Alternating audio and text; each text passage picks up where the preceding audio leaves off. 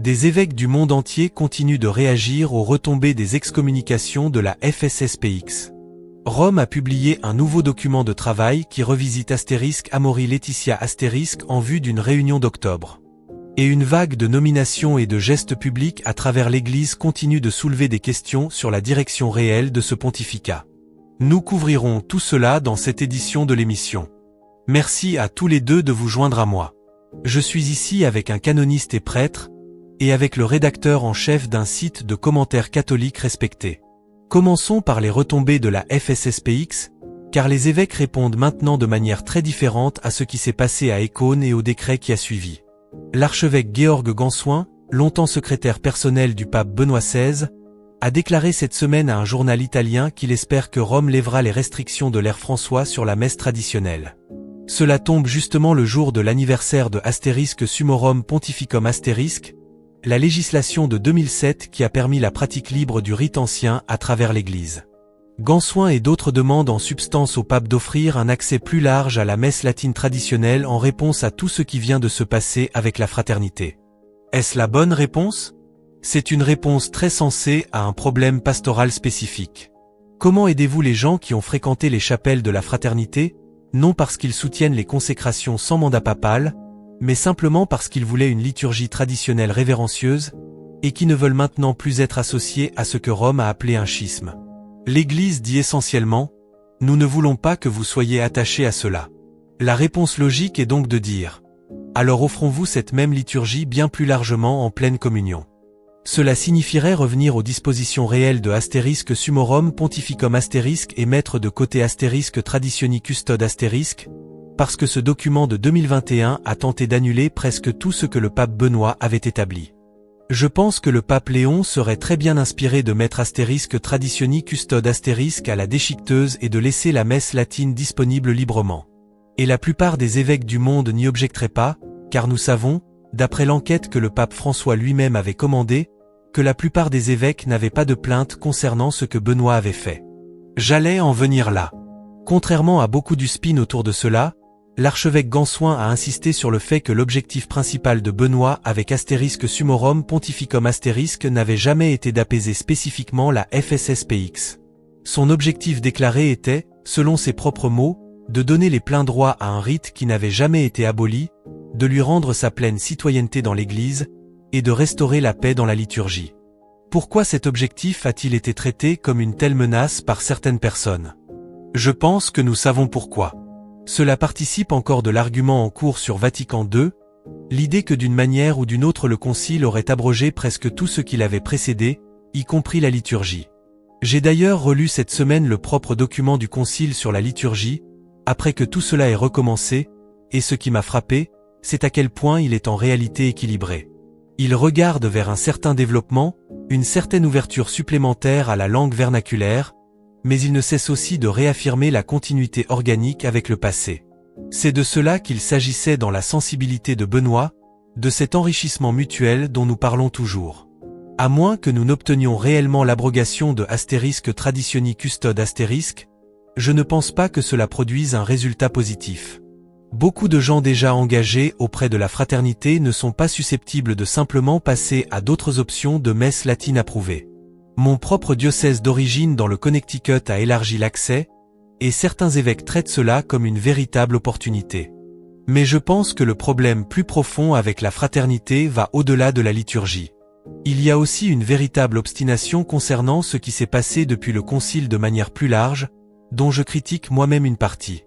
Je ne pense pas que l'opportunité d'assister à d'autres liturgies latines approuvées soit embrassée aussi largement que je le souhaiterais, car nous avons besoin de ces catholiques traditionalistes passionnés à l'intérieur de la pleine communion avec l'Église. Le cardinal Kurt Koch, de tous les gens, qui dirige le dicaster pour la promotion de l'unité des chrétiens au Vatican, dit maintenant que l'Église doit, selon ses mots, repenser Traditioni Custode pour les fidèles qui aiment cette liturgie sans adhérer à l'idéologie de la FSSPX. Pour quiconque découvre cela, Traditioni Custode était la restriction du pape François sur la messe latine traditionnelle, et elle l'a significativement limitée en de nombreux endroits. Pendant ce temps, Mgr Frédéric Hansen d'Oslo, tout en qualifiant explicitement la fraternité de schismatique, promet d'élargir l'accès à la messe traditionnelle dans son propre diocèse. Voici ce qu'il a dit. S'il y a un besoin pour cela, et si cela devait être pour le bien de l'Église et des âmes, j'élargirai aussi cette forme de messe dans notre Église locale. Père, que pensez-vous de ces différentes réactions, et de la phrase spécifique de Mgr Hansen, s'il y a un besoin pour cela? Il y a un besoin pour cela, car l'histoire l'a déjà démontré. La fraternité a largement prospéré non principalement à cause de ses affirmations doctrinales sur le Concile, mais parce qu'elle offrait une messe latine traditionnelle révérencieuse à un grand nombre de personnes qui ne pouvaient la trouver nulle part ailleurs. Jean-Paul II a tenté de se réconcilier avec eux et a accordé la permission aux prêtres ordinaires de célébrer l'ancienne messe, et Benoît a considérablement élargi cela. Il y a un marché pour cela, si l'on veut utiliser ce mot, et si l'on répond à la demande, les gens viendront. Quant à Mgr Hansen, je l'applaudis.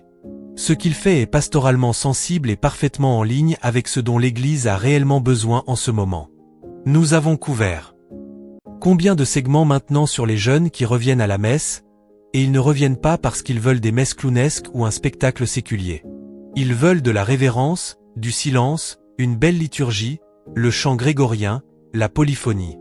Ils veulent l'expérience réelle que les gens vont chercher dans l'ancienne messe.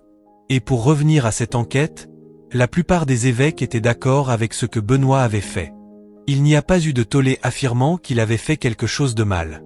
Puis, lorsque François a tenté de supprimer la messe latine, très peu d'évêques sont venus dire merci, nous attendions cela. Ce silence vous dit quelque chose. Il était évident que François n'aimait pas l'ancienne messe, tandis que Benoît l'appréciait véritablement.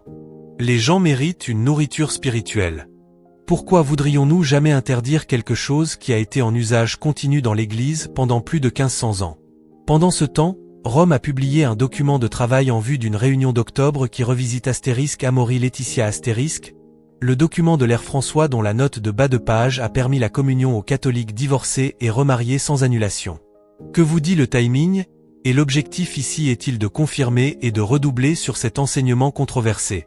Je ne suis pas entièrement sûr que ce soit un simple redoublement, et voici pourquoi.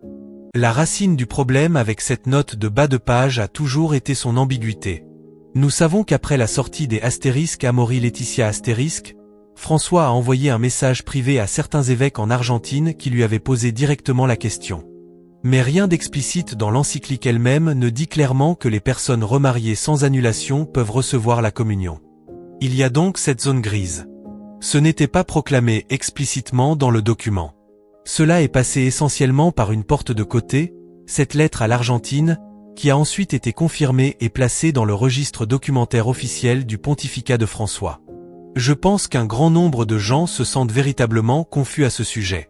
Nous couvrions tous les deux ces premiers synodes sur la famille à Rome, et même à l'époque, tout le monde semblait confus. À un moment, un cardinal latino-américain, sachant ce qu'était réellement la propre réponse de Jésus à cette question, a dit que nous devions revenir à l'enseignement de Moïse, qui est précisément l'enseignement que Jésus lui-même a contredit dans les évangiles. Nous sommes donc dans une période où une certaine clarté doit être apportée à cela. Ma crainte est que la clarté soit oui, que dans des circonstances limitées, essentiellement la proposition originale de Casper, les catholiques divorcés et remariés puissent recevoir la communion. Je prie pour que ce ne soit pas ce qui se produise, car si c'est le cas, nous abandonnons l'enseignement spécifique de notre Seigneur lui-même. Je ne pourrais être plus d'accord, et je veux que nos téléspectateurs prêtent une attention particulière à quelque chose ici, car je pense que nous avons un avant-goût de l'Église synodale en action. Le cadre de cette réunion d'octobre sur Amoris Laetitia * comporte 5 pistes de discussion. La famille aujourd'hui. Les jeunes et le mariage. Les premières années de la vie conjugale. Les familles comme agents de mission. Et glisser en piste 5, accompagner les familles dans, je cite, des situations complexes comme la séparation, le divorce et la cohabitation. Le pape, dans une lettre, appelle les évêques à se préparer en, je cite, écoutant attentivement l'expérience des familles dans leurs propres églises. Une fois de plus, l'expérience vécue est élevée d'une manière qui semble se situer au-dessus de l'enseignement établi. L'Église ne connaît-elle pas déjà la réponse à cette question? Nous la connaissons. Et je veux un peu pousser en arrière sur l'idée que ce n'est que de la confusion. La note de bas de page 351 était confuse dans une certaine mesure. mais les évêques argentins ont déclaré clairement que cela signifie que certaines personnes divorcées et remariées peuvent recevoir la communion sans annulation, et François a répondu que c'est la seule interprétation. Il a utilisé ce mot exact, « seul ». Il a donc réellement résolu l'ambiguïté qui existait, et il a placé cette résolution dans les Acta Apostolicae Sedi *, qui est le registre documentaire officiel du Vatican. Ce n'est donc plus véritablement une question ouverte sur ce que François voulait dire. Ce que nous voulons savoir maintenant, c'est ce que le pape Léon entend en faire. Et il n'est pas encourageant que le point de départ de cette réunion ne soit pas une étude sérieuse de l'Écriture, de ce que le Seigneur a réellement dit, de la manière dont les pères de l'Église l'ont interprété, de la manière dont les conciles et les papes l'ont interprété à travers les siècles. À la place, qu'obtenons-nous? Encore plus de cette approche de l'expérience vécue, ce que j'aime appeler le rouleau compresseur synodal. En gros, préparez-vous, car il y a un groupe de personnes ici avec des opinions que vous pourriez ne pas aimer. Mais nous devons les écouter parce que c'est censément ainsi que l'Esprit parle dans l'Église aujourd'hui. Je rejette cela complètement. L'Esprit a déjà parlé clairement. Jésus-Christ est le Fils éternel de Dieu, Père, Fils et Saint-Esprit, et si nous n'écoutons pas ses propres paroles et ne défendons pas ses paroles et doctrines, que cela dit-il de notre rôle dans tout cela? C'est exactement cela, et je vais compléter cette pensée, car le cardinal Burke et d'autres cardinaux ont envoyé les astérisques du Bia astérisque spécifiquement pour obtenir une réponse directe à la question que Bob soulève. Il voulait savoir, voulez-vous vraiment dire cela? Et François a refusé de les rencontrer et n'a jamais répondu formellement au astérisque du Bia astérisque. Les évêques argentins disent que cela signifie bien donner la communion aux divorcés et remariés, et François a dit que c'est la seule interprétation. C'est donc une véritable crise. Astérisque Amori Laetitia astérisque ne peut pas être traité comme une source établie de sagesse, car sur ce point précis c'est une source de crise. Il y a de bons passages dans les autres chapitres, je ne le conteste pas. Mais ils sont mineurs par comparaison. Nous avions déjà un bel enseignement sur le mariage de la part de Jean-Paul II. Nous ne devrions pas aborder cela comme si l'Église avait enfin pris le temps de parler sérieusement du mariage dans le monde moderne après 10 ans des astérisques Amori Laetitia astérisque. Ce n'est tout simplement pas le cas. L'Église a toujours parlé du mariage. Je veux soulever quelque chose de précis ici. Je deviens nerveux lorsque j'entends que nous allons avoir des témoignages de personnes dans des situations complexes. Cela a des accents de ce dernier rapport de synode où l'histoire d'un seul couple a été présentée presque comme s'il s'agissait d'un nouveau dogme proclamé. Toute cette idée de l'expérience vécue est devenue essentiellement une forme de relativisme, où ces personnes sont dans des circonstances difficiles, et il n'y a aucune reconnaissance que encourager les gens à croire qu'il est acceptable de divorcer, de se remarier, puis de recevoir la communion est en soi un chemin véritablement périlleux. Mais je veux demander aux canonistes ici, car cela me frappe comme étrange qu'un pape publie un document majeur, un document véritablement long, et que le document propre de Vatican II sur la liturgie fasse à peu près un quart de la longueur de l'encyclique papale récente. Les propres documents du Concile sont plus courts que ces récents. Et malgré toute cette longueur, il n'y a pas eu d'enseignement explicite tranchant cette question, jusqu'à ce qu'elle soit tranchée de manière informelle par une lettre aux évêques argentins. Combien de fois cela s'est-il réellement produit dans l'histoire de l'Église, où des cardinaux de haut rang posent des questions directes qui auraient pu être répondues clairement, et qu'à la place nous obtenons ce genre de résolution indirecte? C'est une question juste, et voici un rebondissement important. D'autres cardinaux ont envoyé des astérisques du Bia astérisques supplémentaires plus tard dans le pontificat, et François a effectivement dit au cardinal Fernandez d'y répondre. Le pape n'était donc pas catégoriquement opposé à répondre aux questions des évêques. Cela s'est produit, simplement pas pour tout le monde. Un autre cardinal a rapporté que lorsque les projets préparatoires des astérisques Amori Laetitia astérisques ont été présentés à François, il a dit « Je m'en occupe », signifiant spécifiquement la question de la communion pour les divorcés et remariés. Mon sentiment est que le pape pensait pouvoir le placer dans une note de bas de page et que cela serait traité exactement comme cela l'a été, techniquement pas un enseignement officiel, mais une nouvelle approche et qu'ensuite, lorsque la controverse a éclaté, il laisserait l'ambiguïté faire le reste du travail. Ce n'étaient pas seulement les évêques argentins non plus. Les évêques de Malte ont publié une déclaration similairement permissive après astérisque Amori Laetitia astérisque qui n'a jamais été corrigée. C'est donc véritablement une opportunité, Dieu merci, pour quelqu'un à cette réunion d'octobre de se lever et de dire « Pape Léon, avant d'aller plus loin, nous avons besoin que cette question soit répondue clairement. » Est-il conforme à l'enseignement catholique qu'une personne dans un second mariage adultère puisse recevoir la communion sans se repentir de ce péché spécifique et se retirer de l'occasion de celui-ci? Cela devrait être la première question sur la table, car sinon nous restons coincés dans ce mode relativiste de « Vous ne l'aimez pas, c'est bien pour vous, je l'aime, c'est bien pour moi, et tout le monde dans la rue fait simplement ce qu'il veut. » Cela suppose que les gens seront réellement libres de poser cette question clairement à la réunion. Le dicaster pour les laïcs, la famille et la vie dirige techniquement ce rassemblement sur Amoris Laetitia *, mais on a l'impression que le bureau du synode continue de fixer les points de discussion et de contrôler l'horloge. Père, il semble être aux commandes de toute communication atteignant le pape à ce sujet maintenant. On a effectivement cette impression, et voici un détail qui vaut la peine d'être retenu au fur et à mesure que cela se développe.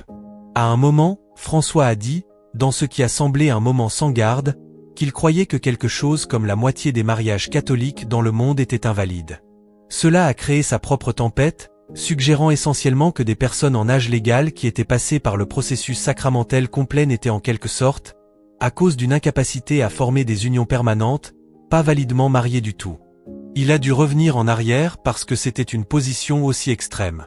Mais je pense qu'au fond de lui, il croyait véritablement que c'était le problème sous-jacent à traiter, et la manière dont il a tenté de le traiter a été, comme certains l'ont dit, d'essayer d'être plus miséricordieux que Dieu lui-même en mettant de côté ce que Dieu nous avait réellement dit. Et remarquez la liste des sujets de discussion que Raymond a mentionnés. Vous commencez par les choses plus faciles, la famille aujourd'hui, les jeunes, les premières années du mariage, où vous allez obtenir un large consensus et où tout le monde se sent bien. Et ensuite vous entrez dans le dur, les situations complexes, et c'est véritablement difficile. Le père a lui-même travaillé dans des tribunaux matrimoniaux. J'entends la même chose d'autres prêtres et de laïcs. Nous avons déjà un processus catholique ordonné pour traiter les véritables défauts dans un mariage. Ce que nous voyons à nouveau ressemble à une approche furtive autour de ce processus existant plutôt qu'à travers lui. Nous verrons comment cela se développe, mais je m'inquiète lorsque les ordres de marche sont déjà sortis et que nous savons déjà qui dirige la salle. Les cardinaux doivent récupérer leur voix dans l'Église et se libérer de cette construction synodale, sinon cela continuera de revenir hanter tout le monde. Passons à quelque chose d'entièrement différent. Le pape Léon a nommé Mgr Christian Wartz à un grand diocèse allemand. Mgr Wartz a un bilan public de promotion des bénédictions de couples de même sexe et est un partisan de la voie synodale allemande. Comment un évêque avec un tel bilan passe-t-il le processus de vérification pour l'un des sièges les plus influents d'Allemagne? Lorsqu'un évêque qui a soutenu la voie synodale allemande est promu à un plus grand diocèse, il est évident que le Saint-Siège ne considère pas ce bilan comme un obstacle à l'avancement. Nous devons donc dire clairement que Rome envoie des signaux mixtes. Pendant la voie synodale elle-même, le cardinal Parolin a dit à plusieurs reprises aux Allemands « Vous ne pouvez pas faire ceci, vous ne pouvez pas faire cela ». Il voulait former un conseil synodal, essentiellement un organe de supervision de laïcs et d'évêques ensemble dirigeant l'Église en Allemagne, et Parolin a dit non. Ils l'ont donc reporté et sont revenus avec une structure différente. Le Vatican a récemment dit que les laïcs ne peuvent pas prêcher à la messe, et le responsable de l'association laïque allemande proteste déjà publiquement cette semaine. C'est comme fermer une université parce que vous n'aimez pas la manière dont elle est dirigée, la refonder sous de nouvelles règles, et ensuite, au lieu de retirer la personne responsable, en faire le nouveau président. C'est exactement cela, et ce n'est pas ainsi que les choses sont censées fonctionner dans l'Église catholique. L'intégrité doctrinale est essentielle pour un évêque, car les évêques sont les ambassadeurs du Christ, non, comme nous le disons en latin, le astérisque fond et origo astérisque, la source et l'origine, d'un nouvel enseignement. Ce n'est pas leur travail. Mais cet évêque particulier considère clairement que cela fait partie de son travail. Mais cette intégrité dépend entièrement de la chaîne hiérarchique qui va de Pierre et des apôtres jusqu'à l'évêque local. Et le pape Léon a maintenant placé plusieurs femmes laïques comme préfets ou propréfets de grands dicastères, de véritables départements du Vatican, avec des cardinaux nommés sous elles dans certains cas. Quelque chose de semblable a-t-il jamais existé auparavant dans la structure de la curie romaine? Je ne le crois pas, et c'est presque comme s'il y avait un désir délibéré d'ignorer ou même de déconstruire cette structure hiérarchique, sur la base d'un état d'esprit fondamentalement séculier selon lequel il devrait simplement y avoir plus de représentation féminine. Si vous vouliez une contribution féminine à la manière dont ces départements fonctionnent, il y a de nombreuses façons d'y parvenir. Mais placer quelqu'un au-dessus d'un cardinal servant sous elle comme sous-préfet, dans un département traitant principalement de la migration, c'est enseigner par nomination, quelque chose de tout à fait différent de l'Église hiérarchique que nous avons toujours connue. Et ce n'est pas entièrement nouveau. Même Jean-Paul II et Benoît ont eu du mal à gérer certaines nominations épiscopales. Je me souviens d'avertissements qui avaient été soulevés concernant un évêque nommé à Vienne qui s'est ensuite révélé être un prédateur et a dû être retiré. Et Jean-Paul II lui-même aurait dit qu'on lui avait dit qu'il ne pouvait pas bloquer cette nomination. Il y a donc quelque chose de structurellement cassé dans la manière dont les évêques sont choisis, et malheureusement, lorsque le pape Léon lui-même dirigeait le dicaster pour les évêques, il ne l'a pas réparé. Cela a trait à la nature de la juridiction et de la gouvernance dans l'Église. Les dicastères assistent le pape dans le gouvernement, et ils délèguent l'autorité pour des actes spécifiques de gouvernance à d'autres évêques, parce que le sacrement de l'ordre lui-même confère le pouvoir de gouvernance aux ordonnés. Ce pouvoir ne peut simplement pas être donné aux laïcs. Cela a toujours été la compréhension catholique. Le droit canon exige que les préfets des dicastères romains soient des évêques ordonnés, donc lorsqu'un laïc dirige un département, on nomme un propréfet, effectivement un second préfet plus symbolique, afin que les signatures réelles conservent leur authenticité canonique. Mais ni François ni Léon n'ont changé le canon sous-jacent, je pense spécifiquement pour éviter le contre-coup doctrinal d'admettre d'où vient réellement l'autorité de gouvernance. Il y a une théorie qui circule selon laquelle tous les baptisés seraient en quelque sorte éligibles à une gouvernance sacrée déléguée, mais cela contredit la distinction entre berger et brebis, et cela contredit le Christ choisissant 12 hommes spécifiques pour être les premiers évêques et prêtres. Tout le monde a applaudi cela comme inclusif, mais c'est destructeur pour l'ordre propre de l'Église. Il n'y a jamais eu rien de semblable dans son histoire, et il n'y a rien eu de semblable non plus au temps du Christ. Tournons-nous vers deux histoires véritablement scandaleuses. Le diocèse de Gurk-Klagenfurt en Autriche est listé comme sponsor d'une marche des fiertés locales qui incluait des images fétichistes et une pancarte disant « Jésus avait deux pères, pourquoi pas nous ?» Et en Californie, Mgr Alberto Roras de San Bernardino a célébré une messe à la cathédrale pour le ministère LGBT du diocèse en portant des vêtements d'autel arc-en-ciel. Aucun des deux n'a suscité de réponse du Vatican. C'est troublant et exaspérant, car cela endosse tout le cadre de cet acronyme. Lorsque vous l'utilisez, vous affirmez qu'il existe une catégorie d'êtres humains qui est transgenre dans un sens essentiel, et l'anthropologie catholique enseigne qu'il n'existe rien de tel. Personne n'est né du sexe opposé piégé par accident dans le mauvais corps. Nous ne croyons pas cela, et c'est un enseignement véritablement mauvais de le laisser entendre autrement. François a été le premier pape à utiliser lui-même cet acronyme, et il est triste de le voir maintenant enchâssé dans les documents synodaux. La responsabilité pastorale d'un diocèse est d'aider les gens à être unis à Dieu. Le péché est un obstacle à cela. L'erreur aussi. Des vêtements d'autel arc-en-ciel donnent l'impression que l'Église ne considère plus cette activité comme pécheresse, et ce n'est pas seulement malheureux, c'est véritablement dommageable, surtout avec la pression sociale qui pèse déjà sur l'Église de toutes parts. Enfin, nous avons commencé un nouveau segment ici, notre station d'écoute synodale, vous apportant les dernières réflexions du monde entier. Nous avons entendu parler du rite ambrosien et du rite byzantin. Nous n'avions jamais entendu parler du rite Odown jusqu'à maintenant, en regardant un prêtre à l'autel essentiellement faire de la danse carrée pendant la messe. Pourquoi cela est-il toléré tandis que la messe latine est traitée comme une menace nécessitant une restriction? Ce n'est en réalité pas permis par le droit liturgique ou canonique, mais les prêtres le font quand même, les évêques ne les corrigent pas, et cela devient contagieux. Nous avons un désordre énorme dans la vie liturgique de l'Église en ce moment, et c'est précisément ce désordre qui attire les gens vers l'ancienne messe, parce que les rubriques y sont claires et que les prêtres les suivent réellement. À une nouvelle messe, vous ne savez véritablement pas ce que vous allez rencontrer. Pourquoi les prêtres pensent-ils qu'ils doivent divertir les gens? Pourquoi la congrégation est-elle traitée comme un public et le prêtre comme un maître de cérémonie? C'est une erreur complète. C'est bizarre, mais c'est une manière exacte de le formuler, comme si la messe était devenue un spectacle de variété qui doit constamment mélanger les choses pour que les gens reviennent. Ce n'est pas ce que les gens recherchent réellement. Je connais beaucoup de gens qui cherchent spécifiquement une messe matinale tranquille précisément parce qu'il n'y aura pas de guitare ou de divertissement. Et l'ironie, c'est que lorsque j'ai relu cette semaine le document réel de Vatican II sur la liturgie, il appelle explicitement à une noble simplicité, à ce que les prêtres n'ajoutent rien de leur propre chef, à simplement suivre les rubriques et à lire dans les livres liturgiques tels qu'ils sont donnés. Les personnes même qui invoquent Vatican II pourraient vouloir relire ce qu'il a réellement dit. Nous ferons exactement cela dans un prochain épisode, en parcourant ce que le Concile a réellement enseigné sur la messe. Messieurs, merci à tous les deux, comme toujours. Qu'en pensez-vous? Laissez un commentaire ci-dessous. Amen. Que Dieu vous bénisse.